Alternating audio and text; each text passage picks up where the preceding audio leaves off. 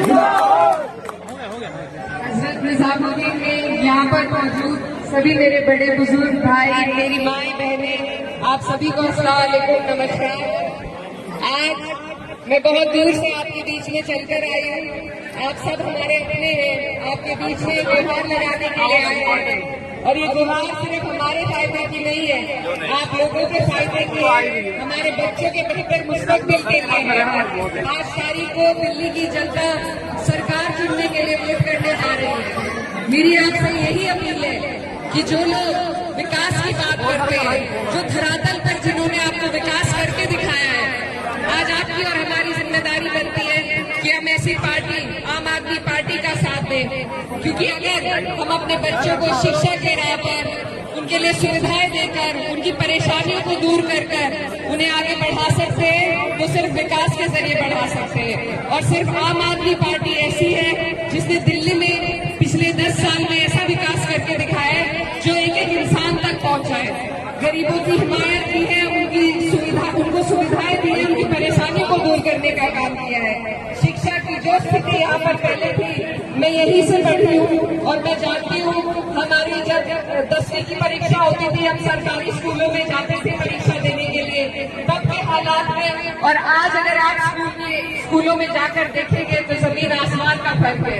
जब हम अपने बच्चों को बेहतर शिक्षा दिला सकते हैं, उन्हें बेहतर स्वास्थ्य दिला सकते हैं, उनके लिए बेहतर मुस्तकबिल का रास्ता चुन सकते हैं, तो हमें एकजुट होकर बिना बटे सिर्फ और सिर्फ अपने बच्चों के मुस्तकबिल के बारे में सोचना है, दिल्ली के बेहतराई के बारे में सोचना है, ताकि आपको और किसी चीज में नहीं पड़ना। और मेरे बराबर में जो खड़े हैं, उन्होंने तो शिक्षा की क्रांति दिल्ली में लाने का काम किया है, जो पूरे देश में मिसाल बनी है। तो आप सबसे मेरी अपील है कि आप यहाँ से केवल एक विधायक नहीं, मनीष सिसोदिया जी के रूप में डिप्टी सीएम को चुनने जा रहे हैं। तो एक एक वोट आपका कामयाब तभी होगा जब वो एकजुट होकर आम आदमी पार्टी को पढ़ेगा। हमारी पार्टी, हमारे राष्ट्रीय अध्यक्ष अखिलेश यादव जी ने फैसला लिया है कि हम दिल्ली में आम आदमी पार्टी के समर्थन में जी जान लगाकर मेहनत करने के लिए आपके बीच आए हैं। यहाँ पर बहुत से लोग हमारे उत्तर प्रदेश से भी रहते हैं दिल्ली में। मैं आपकी बेटी हूँ, बहन हूँ और आपकी बेहतराई के लिए आपके बीच में हम वोट की अपील के लिए आए हैं। आप सबसे मेरी गुजारिश है कि आप सिर्फ अपने बच्चों के बेहतर मुस्तकबिल को सोच लीजिए। जो पार्टी सरकार बनाने जा रही है, इधर उधर वोट लेकर वोटों को खराब करने की जरूरत बिल्कुल नहीं है।